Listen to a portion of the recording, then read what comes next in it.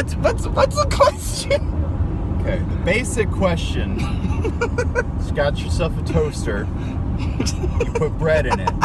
Pop it down. Pops up, as they do. And you got toast. Where'd the bread go? My argument is the bread didn't go anywhere. The bread is right there. The bread is toast. Toast is bread. Just burnt bread. Well, see, two things cannot be the same thing. Yes, it's a different name. It's getting metaphysical. It's like people calling one place calling soda pop and people another place calling pop soda. Oh, those it's are entirely different things. That's a different subject, though. I want to know where the bread goes. The bread is right there. So you're saying you take a toaster, you put it on. Say we have a toaster right here. Yep. Put a piece of bread in. Push it down. I see it. It pops up.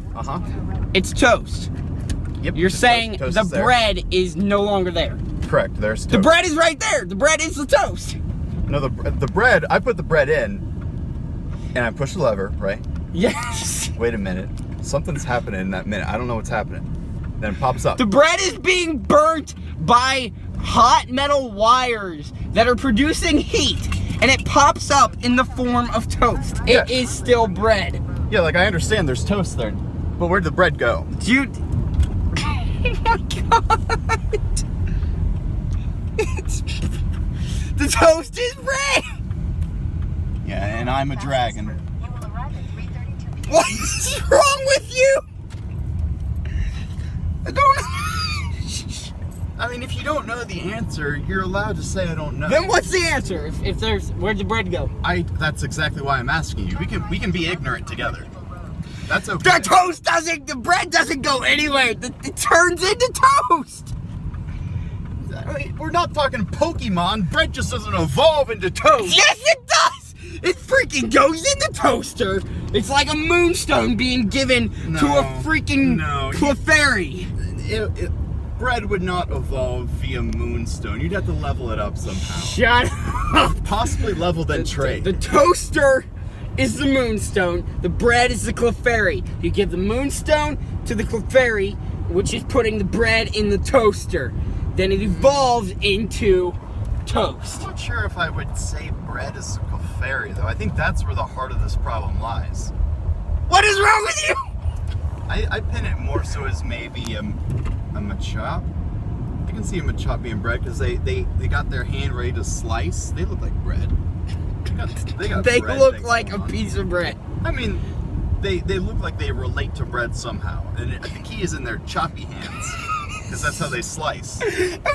Okay, this is even funny. I want your opinion on different Pokemon.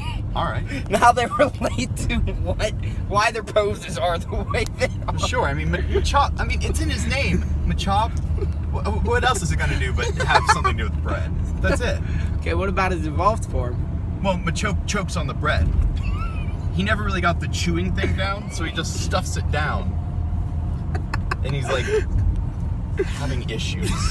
Personal issues. He actually needs to see someone, which is why he evolves via trading, because he sees new ownership. And it's like kind of like a therapist situation. What about his third evolution? Well, Machamp is kind of like that hope that comes from a new trainer helping him overcome this difficulty consuming bread. And now he's kind of called Machamp because he's like the champion of conquering his disabilities. Okay, what about Nidoran? Nido kind of sounds like something you'd say like nada, like for nothing. Yeah. So nothing ran. Yeah. I mean, you've seen its legs, those little stubs. You can't get it anywhere.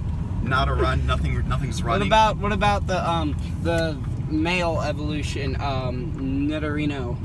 Nidorino? Yeah. Well, I mean, that sounds like a Nido. Of course, the same prefix is nothing.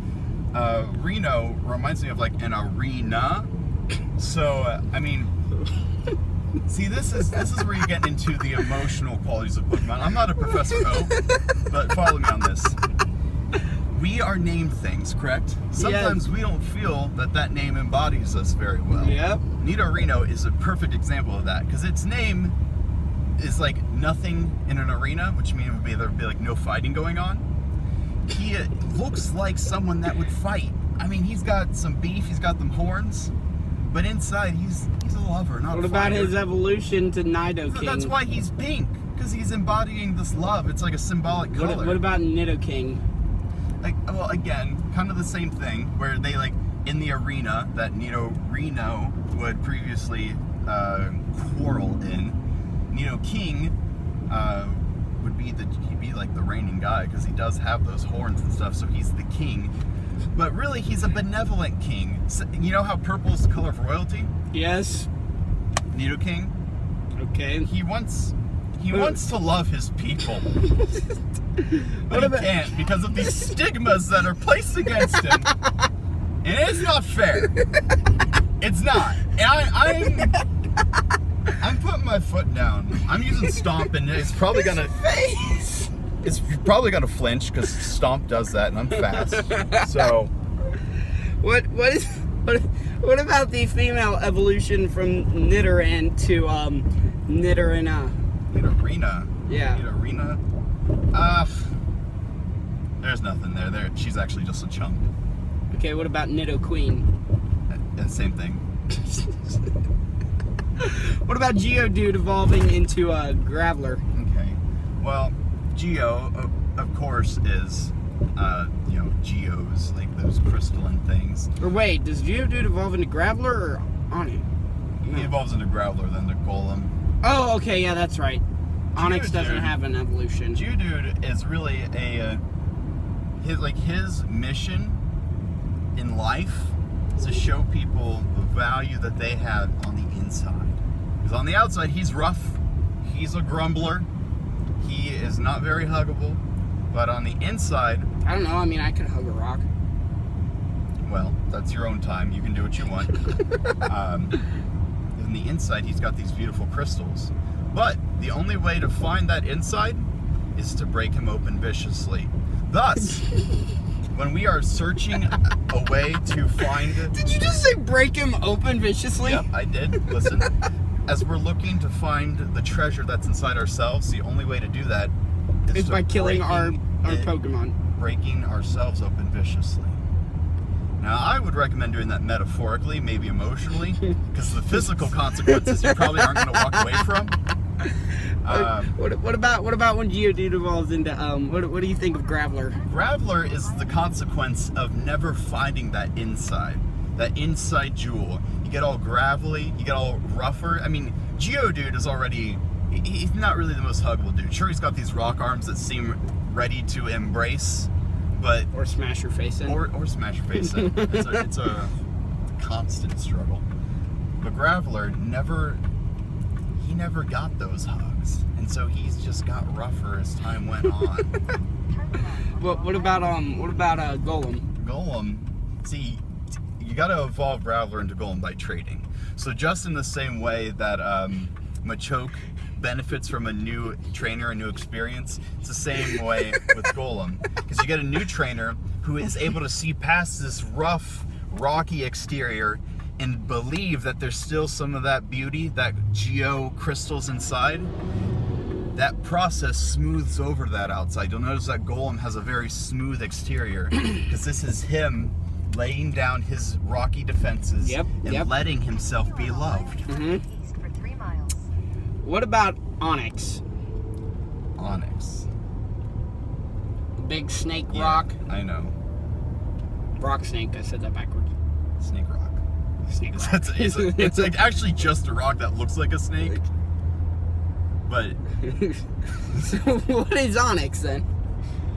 see, Onix is a little tricky because when baby Onix hatch from their egg, in the game it depicts them as like a full-grown Onix. That's not how it works. You can't fit that in an egg, nor would any Pokemon be able to live laying that size of an egg. Well, I mean, it's I mean- evolution. Steelix would. This, well, perhaps, but if you got a male Onix and a female other Pokemon, I'm just talking about there's going to be something that's there's going to be fissures. There's going to be some ripping. It's not going to be. You're going to need some potions. Maybe some revives. Yeah, probably some, at least 5 full revives. I don't like to go into the details. It gets really messy. By the way, you ever wonder how muck is formed? I'm not. Get to that. No, we just covered it, but I'm not going to go into it. Oh my god! So, onyx actually come out. You know how they're made in sections, little rocky sections. Yeah. Onyx start out as just like 3 little sections. It's like the hungry caterpillar. Yeah, exactly. So, you'll notice on an onyx, as you go down its tail, the sections also get smaller. So those ones at the very end are actually the ones that embodied it when it was just a little baby onyx. So onyx represent this cycle of not only growing but adding on new things to you. So I guess it's a year, I think it's an annual process, the molting process for an onyx, where they shed this outer rocky exterior and kind of out pops a new section.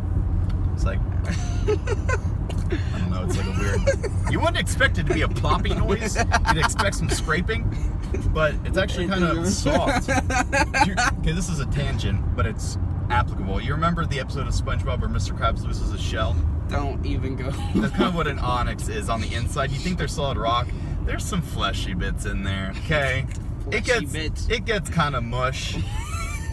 And so when they molt, they come out and they're like pink, and their shell hasn't hardened yet. So it looks like a giant set of pink anal beads. Well, that's not the metaphor I would have chosen. Nor do I really have experience with that. So I'm gonna just say no comment. Okay, what about Steelix? Steelix, okay, here's another His face thing. looks like a bumper. A car bumper. This is true.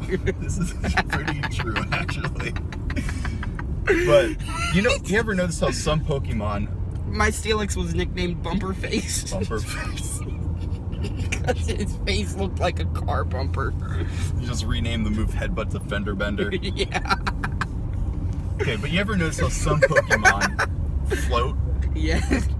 Steelix. Like in water or in the air? Just in general, they float. Like Gyarados, Steelix. I don't think Gyarados floats, more so just kind of does that weird dolphin tail thing. Well, he does when he's on ground.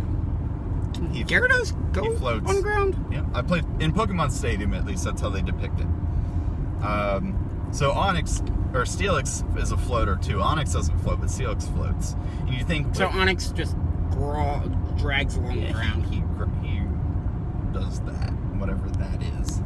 Steelix floats, and it's kind of counterintuitive because you think, oh, steel, that's pretty heavy. Why is that floating? He's a magician. We covered the fleshy bits with Onyx. The fleshy bits. Steelix has that. Yes, there are some fleshy bits. What about behind that weird bumper-looking face? Behind the bumper, that's the key. Actually, it's helium. It's helium? It's condensed helium. Condensed to a point that it defies the laws of density, and it actually just lifts him from his bumper. The laws of density, because that's a thing? Well, that's a thing now? Well, I mean, density is a part of physics, yes. Density is a thing now. Yeah. The laws of density? Well, I mean, what I mean by that is like more dense things tend to sink, whereas less dense things float. Okay. I think that's going to have to end our Pokemon lesson for today.